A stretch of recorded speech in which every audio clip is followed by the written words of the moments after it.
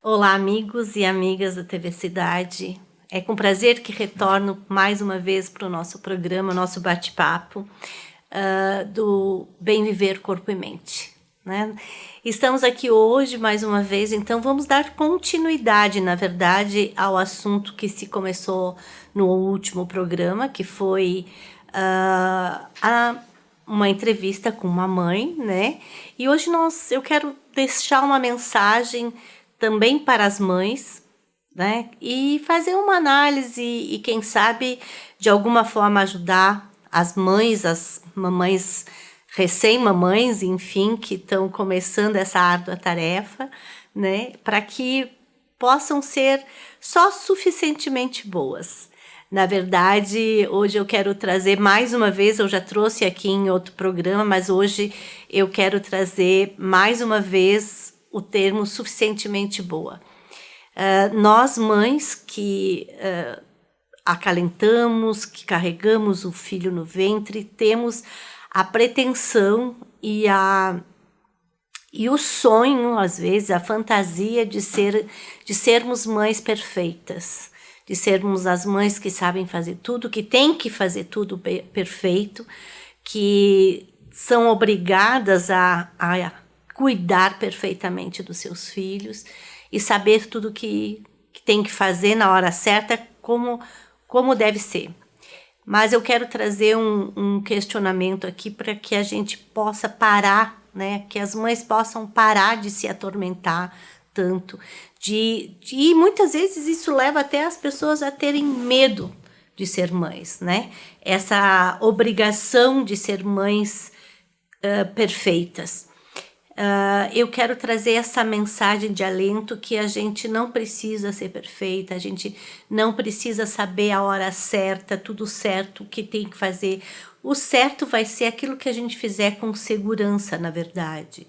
A mãe precisa estar, né, relaxada, a mãe precisa estar confiante em si mesma, que vai dar conta do que vier, do que esse bebê vai, ou esses bebês, né? No caso de mais de um bebê, que tem mães de gêmeos, trigêmeos, enfim.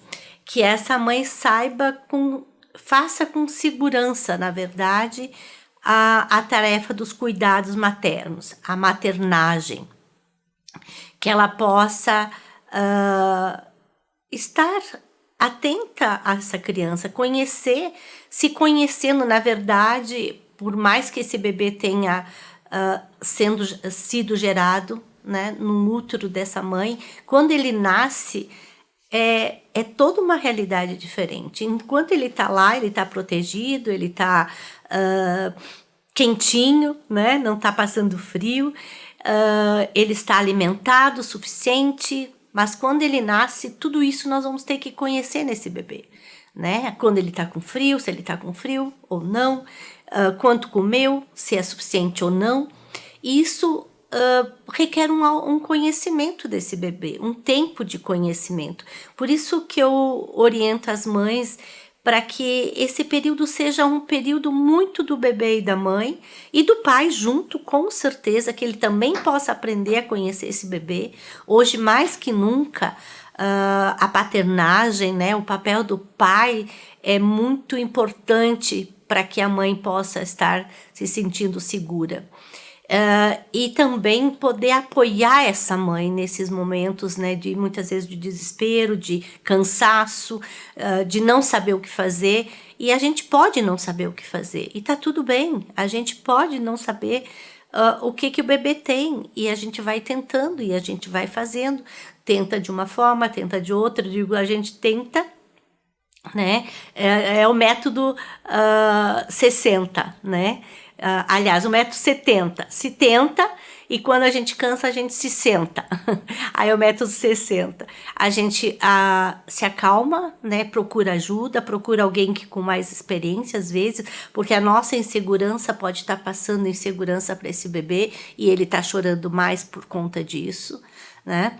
Então, é muito importante que a gente tenha em mente isso, que a gente não tem que saber tudo, não ter que dar conta de tudo sozinha. E por conta disso também, o quanto é importante da gente se cuidar, do autocuidado dessa mãe, dela buscar recursos, né, para se alimentar, para poder ter força de continuar, porque quando o bebê nasce, isso é inevitável, pelo menos os primeiros 2 meses, a gente se centra muito nesse bebê. A gente só pensa que é só a gente que tem que cuidar desse bebê, é só a mãe que tem que dar essa atenção. Isso não é real, isso não é, na verdade, a total realidade. A gente tem que buscar esses recursos, tem que sair um pouco dessa realidade, porque tu acaba ficando até zonza, até fora um pouco da realidade por conta de estar só com o bebê em casa, né? Então, buscar essa ajuda de outras pessoas para poder sair, se distrair, fazer alguma coisa por você, pela mãe. A mãe tem que fazer algo por ela mesma, né? Ela tem que,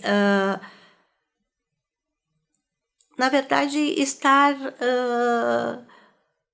se cuidando, porque ninguém dá o que não tem para dar. Eu sempre digo isso aqui no programa e eu repito porque é muito importante. A gente tem que buscar se alimentar, a gente tem que buscar recursos para poder dar. E mãe, nesses momentos, tem que dar muito. Então, nós temos que buscar esse alimento. E deixar com o pai, e deixar com a avó, e deixar com essa rede de apoio que pode nos suportar, que pode nos dar esse suporte para que a gente não entre, né, em parafuso, não entre numa depressão pós-parto mais grave. Eu conheci uma pessoa que entrou numa depressão pós-parto tão grave que ela não tomava banho, ela não cuidava do bebê, às vezes querendo, né, intensificando esse cuidado, ficando tão paranoica às vezes. Tem situações que as pessoas ficam, a mãe fica tão paranoica, né, que não consegue, acaba tendo um surto, né, e não se cuidava, essa pessoa não se cuidava, não se alimentava direito, enfim, entrou numa depressão profunda. Outra coisa que eu gostaria de estar salientando também é a importância da gente incluir o pai. Eu já falei um pouquinho, né, e vou frisar agora da importância do pai estar presente nesse papel de maternagem, ou paternagem, se a gente quiser falar, né, dele ser incluído, dele poder estar participando como alguém que está aprendendo também, porque nós mulheres temos quase que um instinto materno, né? Eu acho que, e a gente acabou vendo alguma amiga, acabou vendo a própria mãe, quando a gente tem irmãos mais moços, e a gente tem alguma noção, a gente acaba tendo alguma noção, experienciando de alguma forma esse papel da maternagem. E os homens praticamente não tiveram essas experiências, ou muito pouca, ou nenhuma. São raras as exceções que os homens também tiveram alguma experiência de maternagem, né? Desse papel de cuidador do bebê. Enfim, e a gente, às vezes, na ânsia e na tentativa de fazer tudo certo, não inclui esse pai. Não inclui, muitas vezes, por criticar, por, né, não ter a paciência de ensinar, e o pai vai se afastando desse relacionamento, né? Que poderia ser muito saudável se ele estivesse se incluindo. E ele também não entende essa mãe que está sobrecarregada, ele só vê o lado dessa mãe que critica, que às vezes não sabe ensinar, que não tem essa paciência, e ele vai se afastando, e ele vai se retirando dessa relação a dois que é do bebê e da mãe. E, inclusive, acontece muitas vezes desse casal se distanciar muito nesse período e às vezes não se encontrar mais. É alto índice de separação nessa fase, né, do pós-parto principalmente, e é alto índice também de traição do homem nesse período. desde a gravidez até o puerpério, até 2 anos do bebê. Porque há uma relação muito intensa dessa mãe com esse bebê. E ela acaba esquecendo, inclusive, de ser mulher, de ser alguém que tem outras necessidades, sociais, inclusive, de se relacionar com os amigos. Hoje está muito restrito, mas existe possibilidades, né? Existe videochamadas, enfim. Mas a mãe praticamente esquece que tem amigos por um período, algumas mais tempo, outras menos tempo, algumas se retiram definitivamente das relações de amizade ou por um bom período de tempo e acabam vivendo só nesse mundo e se dedicando só a isso, né? A só esse papel. Ou ao papel de mãe e às vezes de trabalhadora, né? Como a gente entrevistou uma mãe semana passada que, né, lutou, que trabalhou, que se virou, hoje está com os 2 filhos formados já e uma terceira que com certeza vai ir além também, né? E hoje é uma líder no seu trabalho, ela é líder de setor, então ela se superou realmente, né? Ela aprendeu, lutou, se desenvolveu e foi mãe também, né? E deu suporte para esses filhos. Mas o que eu quero também dizer, assim, é que nós mães temos que ter esse outro lado, ter esse lado profissional também, mas também podemos ser só mãe, né? Por um bom período. Eu fui mãe durante um período dos meus filhos, tanto dos primeiros filhos, os meus filhos gêmeos, como a segunda filha, também eu fiquei um período cuidando. Só da terceira filha que eu já trabalhava na PA, e aí eu fiquei só os 4 meses de licença e voltei a trabalhar. Mas foi uma opção também de querer cuidar deles durante pelo menos os 2 primeiros anos de vida. E um investimento, acredito, né, que eu optei por isso. Mas cada mãe tem o seu perfil, as suas possibilidades, às vezes tem que trabalhar, enfim. Mas, enfim, a gente pode deixar também, né, ao encargo de outras pessoas nas escolinhas maternais, enfim, a educação e os cuidados dos nossos bebês. Então, eu acho que é bem importante isso, a gente estar pensando, né, de como educar nossos filhos, como estar lidando com essa culpa que as mães carregam e que muitas vezes sobrecarrega essa mãe. Sobrecarrega no sentido de que é tudo responsabilidade dela. E para isso sempre tem alguém que diz, mas tu não está fazendo isso, ou mas tu está fazendo isso errado. Sempre nós vamos correr o risco de ter pessoas ao nosso redor que estão nos criticando, que não estão dizendo que a gente está fazendo a coisa errada. Mas no meu tempo era assim, a gente não dava, né, tanta barda, que é o que se falava, de pegar no colo. Mas eu sempre questiono as mães, né, nesse sentido. O bebê bebeu uma vez só na vida, nós somos bebês uma vez só na vida, e é um investimento na qualidade de vida, esse carinho, esse afeto, essa presença dessa mãe com esse bebê, acalentando, acalmando. Enfim, nós precisamos estar dando barda, né? Dando atenção. Eu não acho que é barda, é a atenção que a gente dá para esse bebê, o que vai tornar essa criança, esse indivíduo, esse adulto mais seguro, mais tranquilo, sabendo que ele foi acalentado, né? Tendo isso internamente nele, que ele foi acalentado, que ele foi acolhido amorosamente. Então, o meu recado para as mães hoje é esse, né? Que a gente possa incluir nossos maridos, nossos parceiros, nossos companheiros nos cuidados, né, do bebê, dos nossos filhos, não só quando bebê, mas já, né, quando forem maiores, repartir as tarefas dos cuidados, e que isso seja prazeroso também, que isso possa ser prazeroso para esse marido, que se incluindo e fazendo parte desse processo, ele se sente importante na educação dos filhos. E um bom pai também, né? Ou um pai só suficientemente bom, que perfeito, né? A gente aqui já aprendeu que ninguém é, que a gente não vai ser. E eu sempre falo que para as mães que nós vai ter... Tem psicólogo depois para ajudar nossos filhos, né? O importante é a gente também buscar ajuda para que esses nossos filhos possam estar superando, que eles possam buscar ajuda, né, para as falhas ou para as limitações que a gente teve na educação deles, que todo mundo vai ter.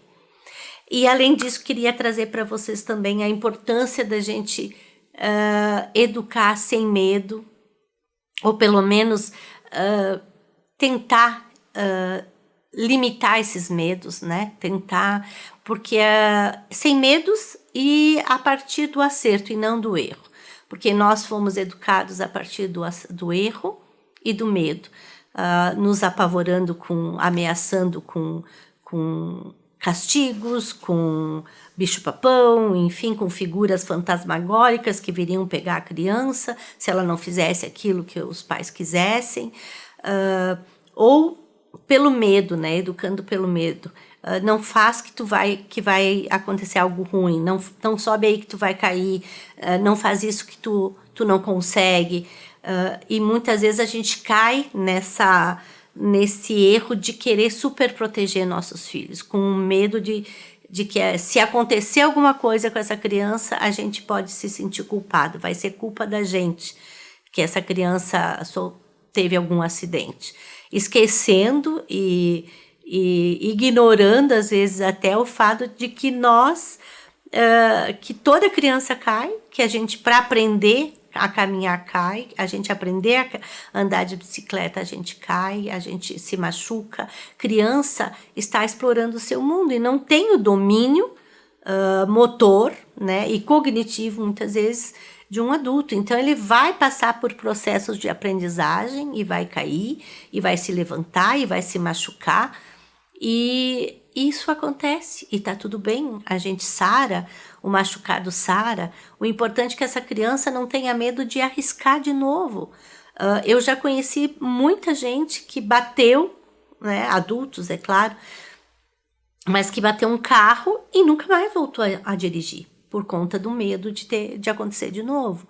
Então, o medo paralisa, o medo nos deixa limitados e sem a possibilidade de estar experimentando de novo, desenvolvendo habilidades maior, aprendendo com esse erro, com essa situação. E porque ela faz parte, criança, adulto, mesmo sabendo dirigir bate, mesmo sabendo andar de bicicleta, cair da bicicleta, nós mesmo sabendo fazer coisas, mesmo sabendo cozinhar, a gente queima o arroz. Então, faz parte do processo de aprendizagem, de crescimento, e nós não temos que necessariamente estar sempre acertando ou sempre tendo os resultados que a gente espera. A gente pode ter outros resultados. Dizem que do bolo que abatumou saiu aquele bolo... como é que é o nome? Me esqueci. Na verdade, o brownie. Veio o nome agora. O brownie, né? Veio a partir de um bolo que abatumou. Então, assim, a gente tirar o melhor dos nossos erros. No mínimo, uma aprendizagem, né? Um mínimo, entender que a gente não precisa mais fazer daquele jeito, daquela vez, nessa situação. Então, era isso que eu queria deixar para vocês hoje, um recado, né? De um mês muito especial para as mães, né? Para todas as nossas mães, todos aqueles que desempenham o papel, né, de mãe, de maternagem, enfim, que a gente possa ser só suficientemente boa e melhorar a cada dia, estar melhor e viver melhor esse papel que é tão importante para a nossa sociedade e que é a partir dele que a gente se desenvolve, que a gente se impulsiona para a vida. Obrigada e até o próximo programa.